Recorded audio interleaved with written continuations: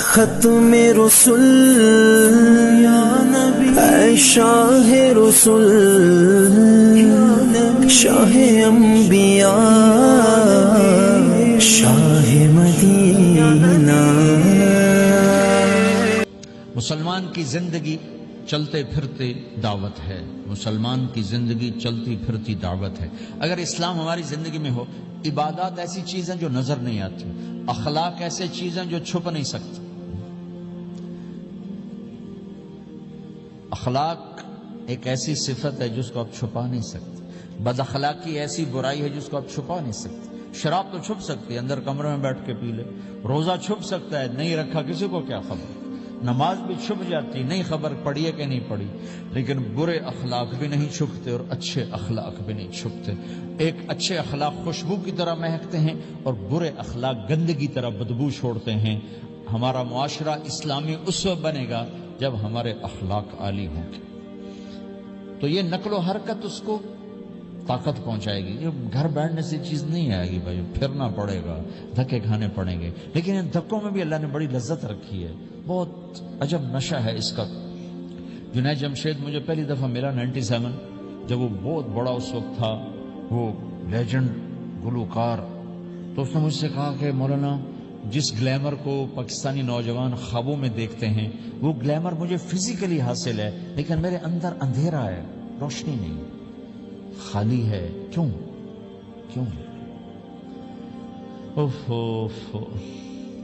میں نے کہا تمہارے سیدھے گھٹنے میں درد ہو، تم الٹے گھٹنے میں دوا لگاؤ تو فائدہ ہوگا، کہنے کا نہیں۔ میں کہا اندھیرا تمہاری روح میں ہے اور تم روشن کر رہے ہو جسم کو، کبھی میوزک سے، کبھی کسی چیز سے، کبھی کسی چیز سے، تو عورت، شراب، میوزک، ان کا روح میں کوئی واسطہ ہی نہیں، یہ روح تک جاتی نہیں، ان کی پینیٹریشن جسم تک ہے اور جسم کو کنٹرول روح کرتی ہے۔ جب روح میں بھوک اٹھتی ہے تو وہ پریشانی میں کی شکل میں ظاہر ہوتی ہے۔ تم اللہ سے تعلق بنا لو، یہ سب کچھ ٹھیک ہو جائے گا۔ پھر جب اس نے 3 چیلے شروع کیے تو اس کو مجھے فون آیا، ہمارا ایک شہر ہے چھوٹا سا، زلزلے میں ختم ہو گیا تھا، بالاکوٹ، تو اس کا مجھے وہاں سے فون آیا کہ مولانا میں ایک پرانی مسجد میں ایک پھٹی ہوئی چٹائی پر لیٹا ہوا ہوں اور جس سکون کو میں 5 سٹارز ہوٹل میں دیکھتا تھا، ڈھونڈتا تھا، وہ آج مجھے یہاں مل چکا ہے، اور مجھے یوں لگتا میں ہوا میں اڑ جاؤں گا، میں ہوا میں اڑ جاؤں گا۔ کیا ہوا کہ اللہ سے تعلق بنا اور روح میں سکون آ گیا، ٹھنڈک آ گئی۔ تو ایک گناہوں سے بچنا اور ایک فرائض کو پورا کرنا، ایک اپنے اخلاق کو ٹھیک کرنا،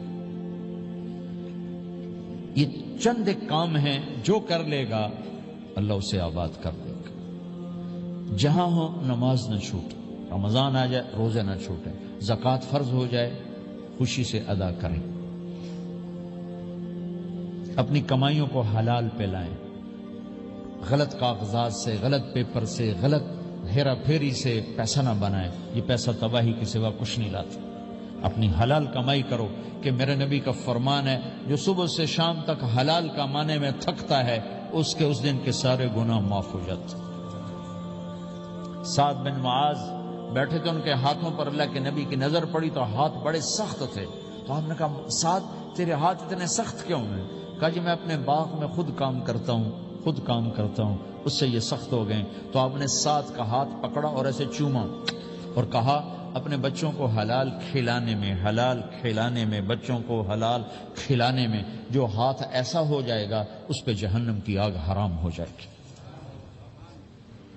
تو بھائیو حلال، جھوٹ نہ داخل کرو، چاہے کتنے بڑے مفتی فتویٰ دیں کہ ٹیکس بچانے کے لیے جھوٹ بولنا جائز ہے، میں کہتا ہوں نہیں، سچ ہے۔ 2 سودے ہیں، ایک طرف چند 100 پاؤنڈ ہیں، ایک طرف سچ ہے، جس کو لینا ہے لے لو۔ سچ کو لوگے تو اللہ کے قدموں میں چلے جاؤ گے، اللہ کے حبیب کی چھاؤں میں چلے جاؤ گے، اللہ کی چھاؤں میں چلے جاؤ گے۔ جھوٹ، ہاں صرف جھوٹ بولنا جائز ہے، 2 بھائی لڑ پڑے ان میں صلح کرانے کے لیے جھوٹ بولنا جائز ہے۔ میاں بیوی لڑ پڑیں تو بیوی کو منانے کے لیے خامند جھوٹ بول سکتا ہے، خامند کو منانے کے لیے بیوی جھوٹ بول سکتی ہے۔ اس کے علاوہ جھوٹ نہیں ہے، سچ کے ساتھی بنو، اللہ کی قسم وہاں سے رزق آئے گا جہاں سے وہم و گمان بھی نہیں۔ پھر آپ اس حکومت کو دھوکہ دیتے ہو جو آپ کی ہمدرد۔ ہماری حکومتیں تو خود بھی چور ہیں تو ان کو چور پڑے ہوئے، چوروں کو چور پڑے ہوئے ہیں۔ تمہاری حکومتیں تو چور نہیں ہیں، تو تم پہ خرچ کرتے ہیں۔ ان سے بینیفٹ لینا ہو تو پیچھے پیچھے ہو، ان کو ٹیکس دینا ہو تو کدھر لکھا ہے شریعت میں ٹیکس دینا جائز ہے؟ کیا لکھا ہوگا؟ آگے مفتی بھی بیٹھے ہوئے فتوے دینے کے لیے۔ جب ان سے نفع اٹھاتے ہو تو ان کو نفع پہنچاؤ، ان سے سہولتیں لیتے ہو ان کو سہولت پہنچاؤ۔ یہ تمہارے خرچ کرنے میں دیانتدار ہیں، ان کے ساتھ بددیانتی نہ کرو۔ مسلمان ہو اور دھوکہ، یہ دو چیزیں جوڑ نہیں سکتی۔ اپنی عیاشی تھوڑی کم کر دو تو اللہ اس میں برکت دے گا۔ آپس میں کبھی اونچ نیچ ہو جائے فوراً صلح کرو، لڑائی پہ باقی نہ رہو کہ یہ ہم نے بات نہیں کرنی، ہمارا سلام دعا ختم، ایسا کبھی نہیں کرنا۔ اونچ نیچ ہوتی ہے لیکن فوراً صلح کرو۔ ماں باپ میاں بیوی کٹھے رہتے ہیں تو ہمارا سسرالی معاشرہ بہت سخت قسم کا ہے۔ ماں باپ اتنی مداخلت کرتے ہیں بچے میں کو ان کی زندگی تباہ کر دیتے۔ ساس سسر بہو پہ اتنا حق جتلاتے ہیں کہ خامد کا بھی اتنا حق نہیں رہ جاتا، اس سے زندگی ٹوٹ جاتی۔ اگر سسر ہو بہو کو عزت دو، ساس ہے بہو کو عزت دے، بہو ہے ساس سسر کو عزت دے۔ لیکن اللہ کی قسم ساس اور سسر کا بہو پہ کوئی شرعی حق کوئی نہیں۔ میرے بچے کی شادی ہوئی، میں نے اپنی بیوی سے کہا بات سنو، ہم کسی کی بیٹی کو لے کے آ رہے ہیں، اگر ماں بن کے دکھاؤ گی تو میں یہاں اس کو لاؤں گا، اور اگر ماں بن کے نہیں دکھانا تو میں اس کو الگ گھر دیتا ہوں، تاکہ ہم اس کی زندگی میں دخل انداز نہ ہوں، ہم ان کی زندگی کو خراب نہ کریں۔ اگر کسی کے پاس الگ گھر دینے کی وسعت نہیں ہے تو وہ خود تو الگ ہو سکتا ہے کہ نہیں ہو سکتا؟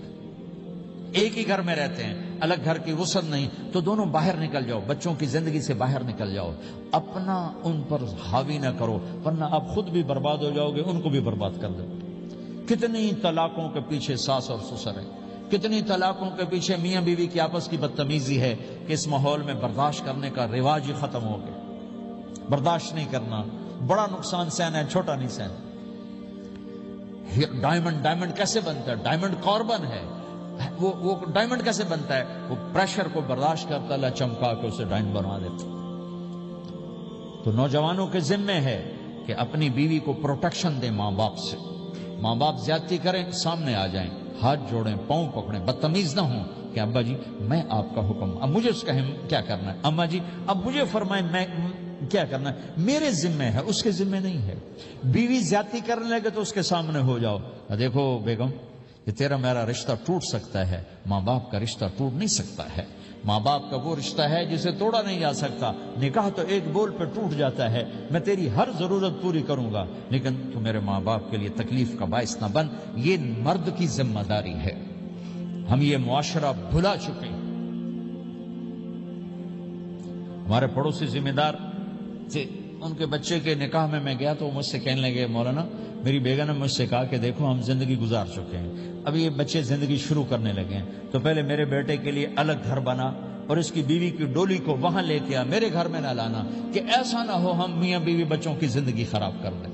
تو پہلے میں نے بیٹے کا گھر بنایا ہے، اب اس کی شادی کر رہا ہوں، اس کی بیوی کی ڈولی وہاں اترے گی، میرے گھر میں نہیں اترے گی کہ ہم دونوں میاں بیوی کہیں ان کو خراب نہ کر بیٹھے۔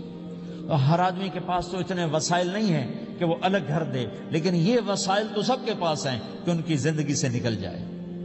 ہاں ان میں کوئی کھٹ پٹ ہو جائے تو صلح کرانے آئیں، لیکن ہوتا کیا ہے کہ لڑکے کے ماں باپ اپنے بیٹے کے حمایتی ہوتے ہیں، لڑکی کے ماں باپ اپنی بیٹی کے حمایتی ہوتے ہیں اور آپس میں جنگ شروع ہو جاتی، نہ یہ نیچے ہوتا ہے نہ وہ نیچے ہوتا ہے۔ نئی شادی ہوتی، زندگی گزارنے کا پتہ نہیں ہوتا، ٹھوکریں کھاتے ہیں تو ان کو سنبھالنے کی ضرورت ہوتی ہے، لیکن ہوتا کیا ہے کہ ماں باپ اپنے بیٹے کے کان میں نہ بیوی کی شکایتیں لگاتے رہے، یہ کرتی ہے یہ کرتی ہے یہ کرتی ہے، اور وہ بچی کو اس کے ماں باپ کہتے رہے یہ کرتے ہیں یہ کرتے ہیں یہ کرتے ہیں۔ زبان پر ٹیپ لگا لو تو آپ کی زندگی روشن ہو جائے گی، آپ کا جیون خوبصورت ہو جائے گا۔ اور کبھی اونچ نیچ ہو جائے تو معافی مانگو، فوراً معافی مانگو. میاں بیوی لڑ پڑیں ہیں اور پھر صلح کر لیں تو اللہ کو یہ عمل اتنا پسند ہے کہ ان کی صلح پر پچھلے سارے گناہ